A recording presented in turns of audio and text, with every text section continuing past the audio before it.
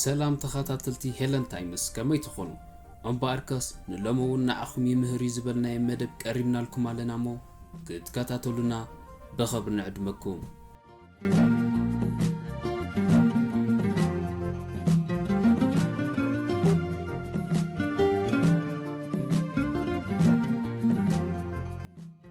ሕርቃን ሓደ ካብቶም 4 ስምዒታት ናይ ወዲ ሰብ እዩ።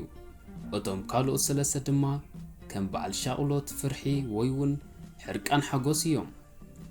ስምዒት ናይ ሕርቃን ብዝተፈላለየ ኩነታት ነገራት ክለዓል ይከኣል። ንኣብነት ሓደ ነገር ከም ዝደለኻዮን ከም ዝተጸበኻዮን ምስ ዘይከውን ወይ ድማ ምስ ትደክም ወይ ከዓ ምስ ትጉዳእ የጠቓልል። ቃንዛ ወይ ፍርሒ ምስ ዝህልወካ እውን ተወሳኺ ክሕርቐካ ይኽእል። ማዕረ ክንደይ ብዛዕባ ሓደ ነገር ትሓርቕ እውን ይፈላለይ እዩ። ንኣብነት ሓደ ሰብ ኣብ ቆፀራ ምስ ዱንጌካ ጽቡቕ ኣይስማዕካን እዩ። እንድሕር ሓደ ሰብ ብዘይገበርካዮ ጠቂንካ እውን ኣዚኻ ትሓርቕ ወይ ትናደድ። ሓደ ሰብ ካብ ካልእ ሰብ ቀልጢፉ ወይ እውን ኣዝዩ ክሓርቕ ይኽእል።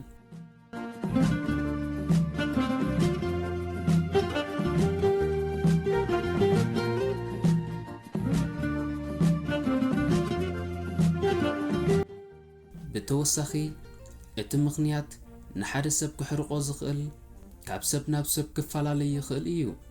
ሓደ ግዜ ቀደም ዘጋጠመካ ሕማቕ ፍጻሜታት ዘዘኻኽሩኻ ነገራት ከጋጥሙ ይኽእሉ።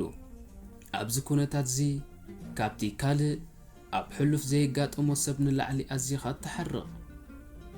ምስ ትሓርቕ እቲ ዘሕርቐካ ነገር ምዝራብ ኣገዳሲ እዩ። እንድሕር ሓሪቕካ እሞ እንተዘይተዛሪብካሉ ናብ ጓሂ ከስዕበልካ ይኽእል እዩ።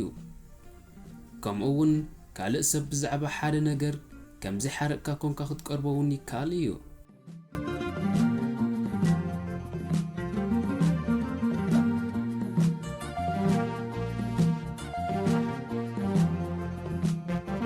ሕርቃንካ ክተውፅእ ክትዛረበሉ ከለኻ እንታይ ወይ መን እዩ ይሕሪቐካ ከም ዘሎ ኣብ ግምት ክትእትዎ ኣገዳሲ እዩ። ሕርቃንካ ክተርኢ ከለኻ እቲ ካልእ ሰብ ብዛዕባ እንታይ ሓሪቕካ ከም ዘለኻ ንኽንጸረሉ ሓጋዚ እዩ። ንኣብነት ሓደ ሰብ ብተደጋጋሚ ካብቶም ካልኦት ዝድንጉ ምስ ዝኸውን ከም ዝሓርቕካ ክትነግሮ ትኽእል ኢኻ። እዚ ክትብል ከለኻ ግን ነቲ ትሓርቀሉ ዘለኻ ሰብ ስምዒታት ግዲ ክትገብረሉ ኣለካ።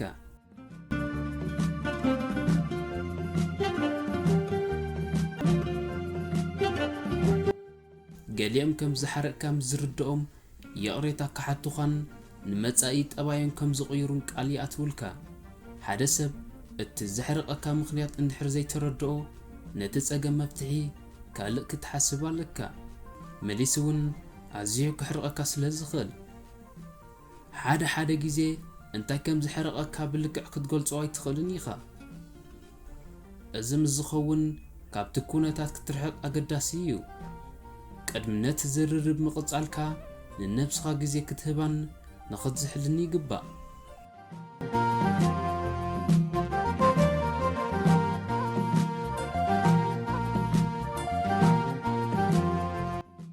ሕርቃንካ ንምዝሓል ከም ልምዲ ዝሕግዙኻ ነገራት ከም በዓል ኣካላዊ ምንቅስቓስ፣ ንኣብነት ብእግርኻ ነዊሕ መገዲ ምኻድ፣ ነብስኻ ብዘይጎድእ መንገዲ ንመተርኣስካ ወይ ፍርናሽካ ምህራም፣ ናይ ቀረባ ማሕዙትካን ኣባላት ስድራ ቤትካን ምንጋር እውን ካብ ሕርቃንካ ከዝሕለካ ይኽእል እዩ።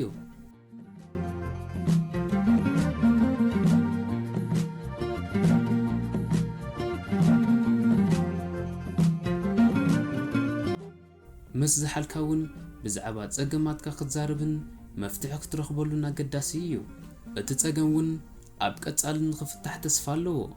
ከም ልምዲ ሰባት ኣዝዮም ሓሪቖም ከም ዘለዉ ካብ ምልክታት ኣካላቶም ክንግንዘብ ንኽእል። ንኣብነት ኣእዳዎም ይዓምኹ ወይ ኣስናኖም ይሕርቅሙ። ሕርቃን ኣብ ክፋል ናይ ህይወትና ክስማዓና ዝኽእል ግዝያዊ ስምዒት እዩ። ግቡእ ክትትል ተዘይረኺቡ ግን ኣብ ሓደጋ ክእትወና ይኽእል እዩ። ስለዚ ኣብ ሕርቃንና ኣቓልቦ ክንገብር ይግባእ።